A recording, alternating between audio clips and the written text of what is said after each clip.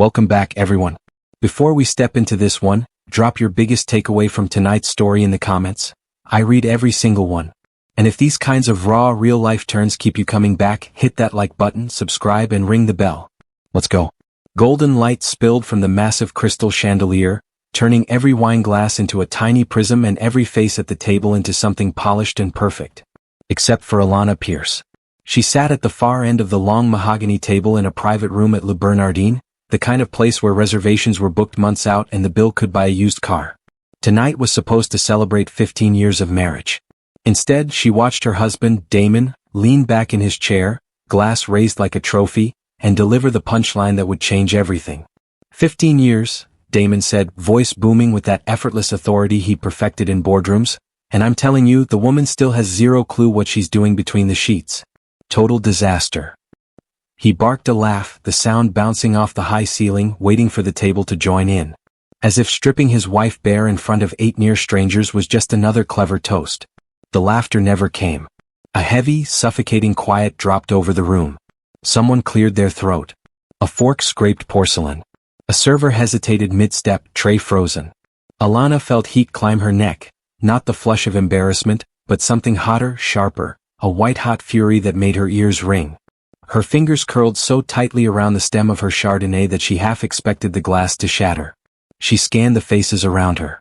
To Damon's right sat Talia Green, his executive assistant, eyes glued to her untouched salmon, the tiniest smirk tugging at her lips like she was in on a private joke. To his left, a senior partner from their biggest clients stared at the floral centerpiece as though the orchids held the meaning of life. No one met Alana's gaze. No one said a word. For a heartbeat she felt weightless, like she'd slipped out of her own skin and was watching the scene from above. Damon, she said, voice low but steady, cutting through the silence like a blade. That's enough. Heads turned, slow, surprised. They hadn't expected her to speak at all. Damon waved a dismissive hand, the same gesture he used when an intern asked a stupid question. Relax, babe. We're all grown-ups here. Everyone's married. They get it? He grinned wider, daring the room to disagree. From the opposite side of the table, a calm voice broke in.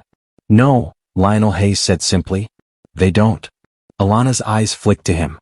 Lionel, Damon's former partner who'd walked away from the firm 6 months earlier without much explanation. He set his knife down with deliberate care, gaze locked on Damon. You're humiliating your wife. On your anniversary. In front of people who barely know her name.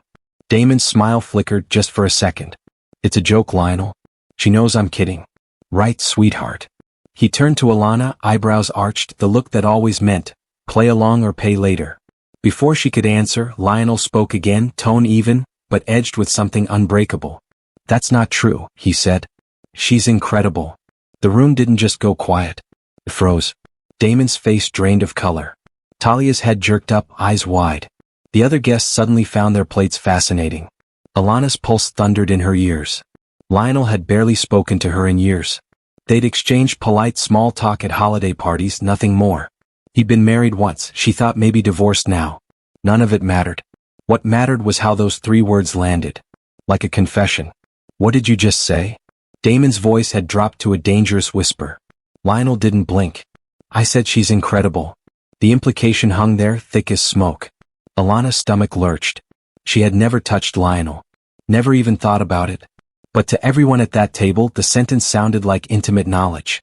Like history. Like betrayal. Damon shoved his chair back, half rising. You son of...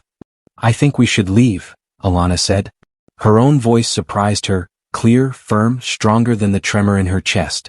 She stood. The chair legs scraped the floor like a gunshot. Damon stared at her, then at Lionel, then back. She watched the math happening behind his eyes. How big a scene to make, how much damage to his reputation, how much pride he was willing to sacrifice in front of the men whose deals kept his lifestyle afloat. Alana. Now Damon. She picked up her clutch, hands shaking but spine straight. We're leaving. He threw his napkin down, muttered something that might have been an apology to the table, and followed her out. The moment the heavy door closed behind them, the cool October night slapped her face. Horns blared, a distant siren wailed, laughter drifted from a rooftop somewhere above Fifth Avenue. The city kept moving, indifferent to the fact that her entire marriage had just cracked open in front of strangers. Damon grabbed her elbow the second they hit the sidewalk. What the hell was that about? She yanked free. I have no idea. Then why would he say it? His face was flushed, anger overtaking confusion. Why would he call you incredible? Are you sleeping with him? No, she said, stepping back. But maybe the better question is, who are you sleeping with? For one split second she saw it, raw guilt flashing across his features before fury swallowed it whole. What are you talking about? He snapped. Lionel didn't say that for no reason, she said, voice sharpening. He was showing you exactly how it feels to have your private life dragged out and dissected for entertainment. To be humiliated while everyone watches. Damon scoffed. That's insane. Is it? She kept her eyes on his. You tossed our bedroom into the middle of dinner like it was nothing. Like you've said it before. Like you've complained about me to other people. His jaw locked. You're being paranoid. Am I? Her voice rose and she didn't care who heard. Or have you been telling your buddies, your partners, your assistant how disappointing I am? Who've you been talking to, Damon? He glanced around, suddenly aware of pedestrians slowing to watch.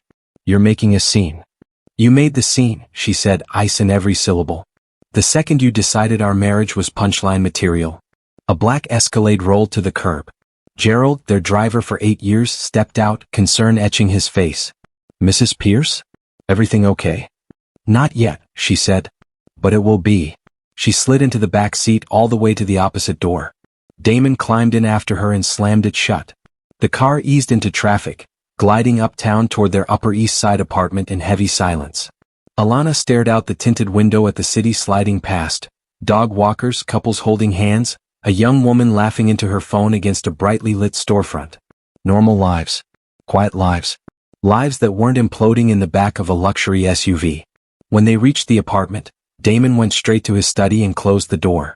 Alana stood in the bedroom doorway, staring at the life they'd built together. The enormous bed with its crisp white linens. The walk-in closet stuffed with the designer dresses he loved seeing her wear at galas. The marble bathroom with the heated floors he'd insisted on. Everything beautiful. Everything empty. She sank onto the edge of the mattress and finally let herself breathe.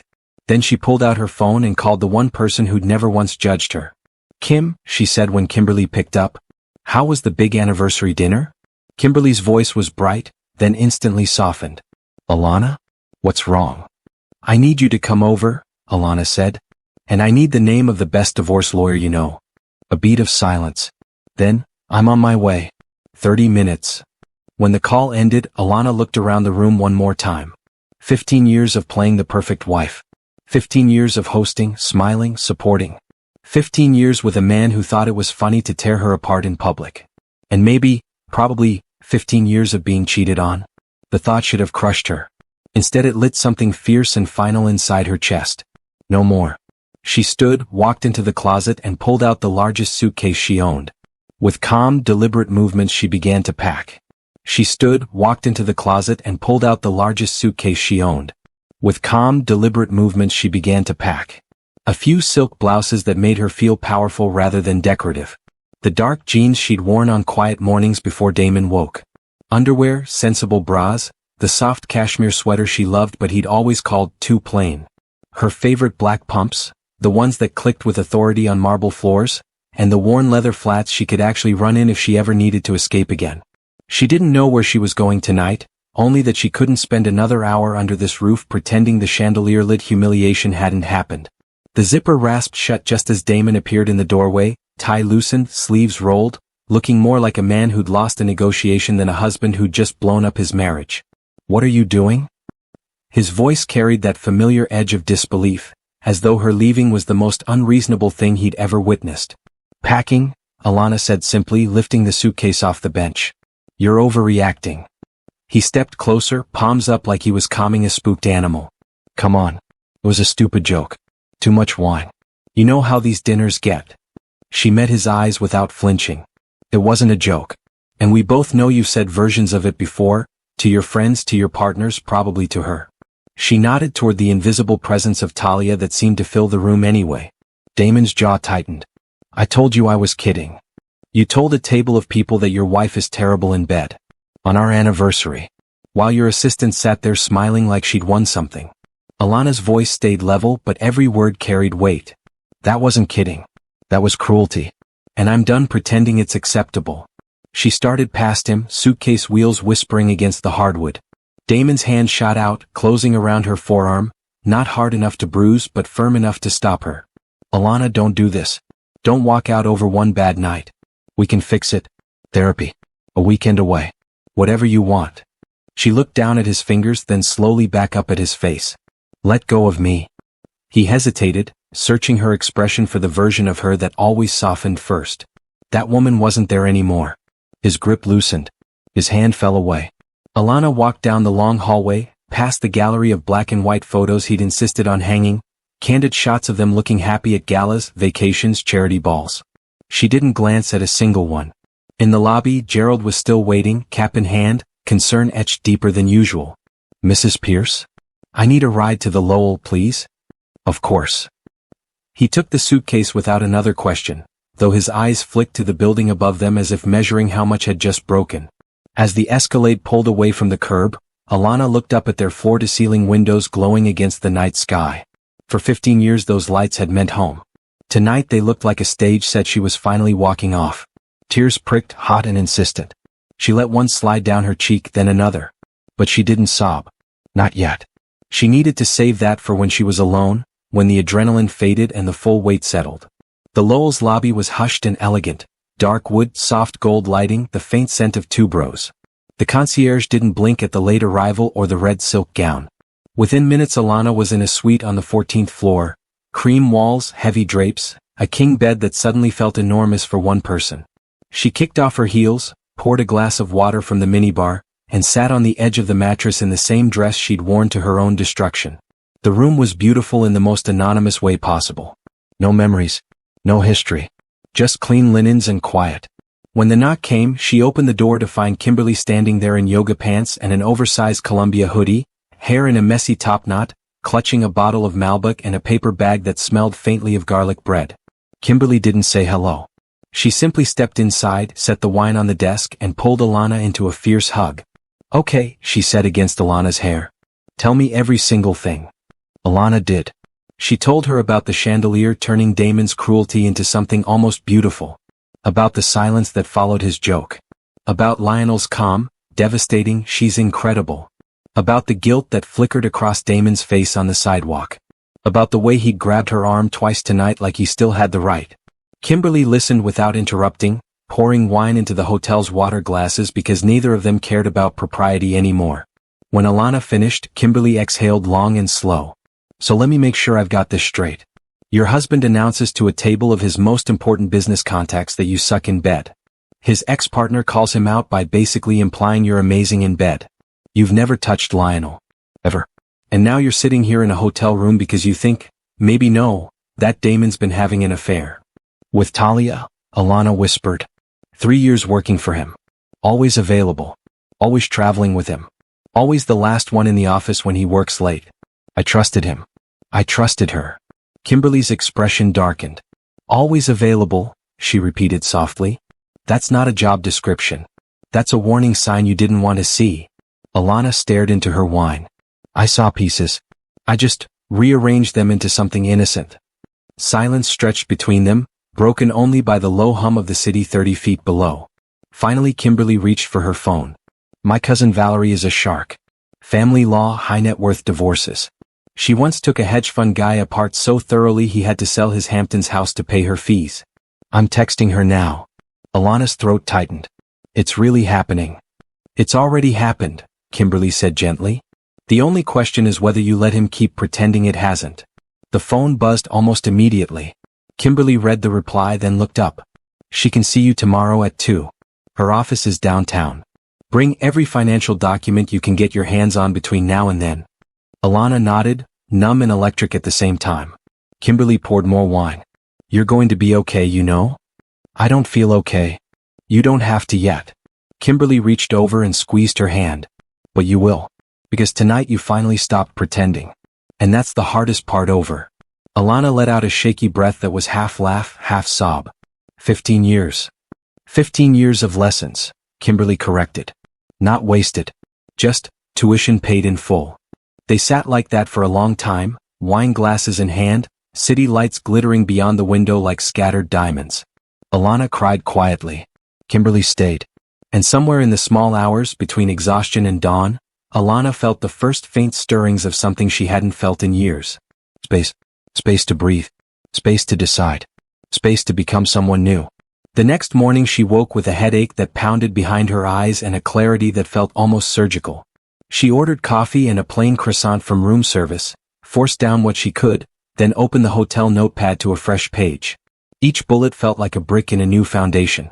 At 10 o'clock her phone lit up with Damon's name. She stared at it for 3 rings before answering. "We need to talk," he said without preamble. "Yes," she agreed. "We do. Come home." "No. But I'll meet you somewhere public." The coffee shop on Lexington at 74th, 11:30. She hung up before he could argue. The cafe was crowded with the mid-morning rush, mothers with strollers, freelancers hunched over laptops, the hiss of the espresso machine a steady heartbeat in the background. Alana chose a small table near the back where she could watch the door. She arrived 10 minutes early. Damon arrived 12 minutes late. He looked rougher than she'd ever seen him in public. Shadows under his eyes, shirt slightly wrinkled, hair not quite tamed. For the first time in 15 years she felt no impulse to fix it. He sat across from her. "I'm sorry about last night. I drank too much. I wasn't thinking." "You weren't that drunk," she said evenly. And drunk words are usually sober thoughts with poorer filters. He flinched. "It was a bad joke. I shouldn't have said it." "No," she agreed. "You shouldn't have. But you did. And now we're going to talk about why." She folded her hands on the table. "Are you having an affair?" His eyes widened. "Where is this coming from?" "It's coming from you turning our sex life into dinner theater.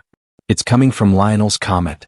It's coming from the last 2 years of you slowly moving away from me emotionally while telling me I'm paranoid for noticing." Damon stared at her for a long moment. She watched the war play across his face. Lie, deflect, confess.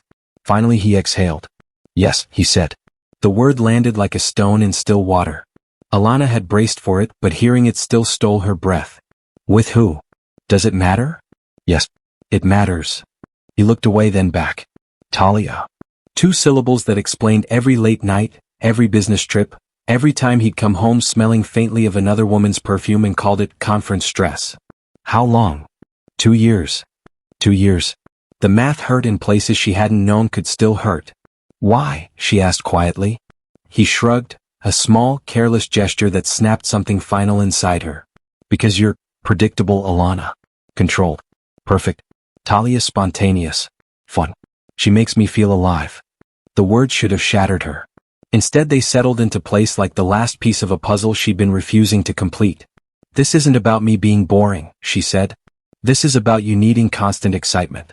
Needing to be the center of someone's universe at all times. Needing to feel like the most interesting man in every room." Damon rolled his eyes. "Of course you're turning this into some moral lecture." "I'm done lecturing," she said. "I want a divorce." "Alana, wait. You didn't just cheat," she continued over him. "You humiliated me in front of people whose opinions matter more to you than mine ever did. Then you tried to make me the villain for reacting. That's not a marriage. That's a performance. And I'm leaving the stage." She stood. "My attorney will contact yours. From now on we communicate through counsel only. Do not call me.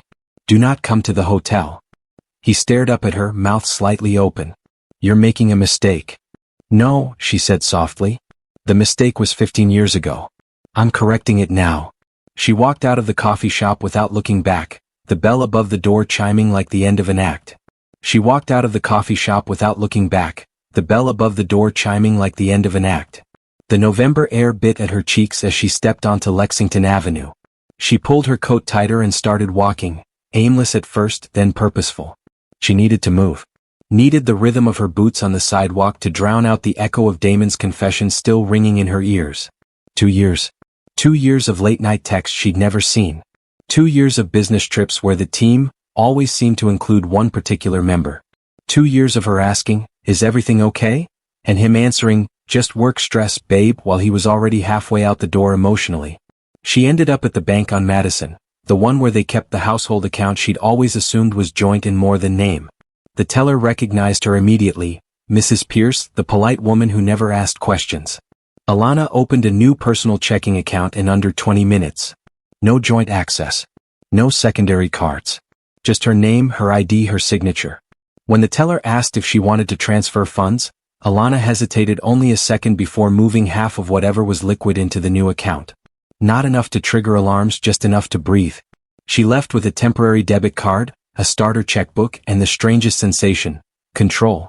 At 2 o'clock she walked into Valerie King's office in a sleek building near Battery Park.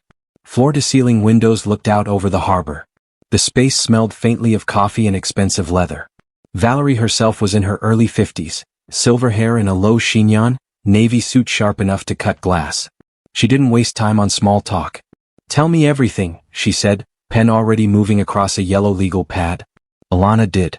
From the chandelier to the sidewalk to the coffee shop confession. She laid it all out without embellishment, voice steady even when her hands weren't. When she finished, Valerie leaned back.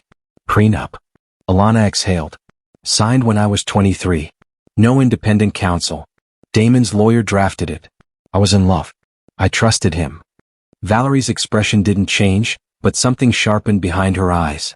"We can challenge it. Lack of counsel at that age, plus evidence of adultery and potential financial concealment, that gives us leverage. But we need proof. I have access to the household account statements at home. Credit card bills. Maybe more in his study." "Good. Start there. Discreetly. Take photos with your phone. Don't remove originals yet." Alana nodded. "Also," Valerie continued, "I need evidence of the affair. Texts, emails, hotel receipts, anything. If he's sloppy, there will be traces." "He's not sloppy," Alana said quietly. "But he's arrogant. He thinks I'll never look." Valerie's mouth curved, just a fraction. Arrogance is the divorce lawyer's best friend. She slid a retainer agreement across the desk. Alana signed without hesitation. As she left the building, the wind off the water carried salt and possibility. For the first time in years she felt the future as something she could shape instead of endure. That afternoon, while Damon was still at the office, she returned to the apartment. The doorman greeted her with his usual warmth. She smiled back, small and tight, and rode the elevator up in silence. Inside, everything was exactly as they'd left it that morning. Damon's coffee mug still in the sink, her robe draped over the chair. The place smelled like his cologne and yesterday's dinner. It no longer felt like home. It felt like a museum of a life she used to live. She went straight to his study. His desktop was password protected. She'd never known the code. But the filing cabinets weren't. She opened the bottom drawer first, heart hammering. Folders labeled with bank names. Brokerage statements. Investment summaries. She photographed page after page, hands steady despite the adrenaline. Then she found the strange ones. A thin file marked consulting entities. Inside, articles of organization for 3 LLCs. One in Nevada, one in Delaware, one in Wyoming. All signed by Damon. All with addresses she didn't recognize. Transfers to a small private bank in Miami. Numbers in the high 6 figures. She kept shooting. In the bedroom she opened his nightstand drawer. Beneath a dog-eared copy of The Intelligent Investor lay a cheap burner phone. Her stomach twisted as she powered it on. The lock screen had no passcode. Arrogance again. The messages were all to and from one number labeled simply T. The content was explicit. Intimate. Casual in the way only long-term lovers can be. Hotel confirmations referenced in the texts matched dates of his conferences. Pet names she'd never heard. Complaints about the wife that made her stomach turn. She photographed every damning thread, every screenshot burning into her memory like acid. When the phone went dark again she placed it exactly where she'd found it, hands trembling now. She moved to the closet and packed more, every piece of clothing she'd bought for herself, not for his approval. Jewelry she'd chosen, not the pieces he'd given as public displays. A few books that had always been hers. The small wooden box that held her mother's earrings. The only heirloom she'd brought into the marriage. She was zipping the second suitcase when the front door opened. "Alana?" Damon's voice carried from the foyer, surprised then wary. She straightened her spine, grabbed both bags and stepped into the hallway. He stood near the entrance, briefcase still in hand, tie loosened. For a second he looked genuinely confused. "What are you doing here?" "Getting the rest of my things," she said. "You can't just come and go like this is still your house." "My name is still on the lease," she replied calmly. "And half the mortgage payments came from accounts I had access to. I can. And I am." She started toward the door. He moved to block her. "Can we please talk? I know I screwed up. I know I hurt you. But we can fix this. Counseling. Time apart. Whatever it takes." She stopped. Looked at him, really looked.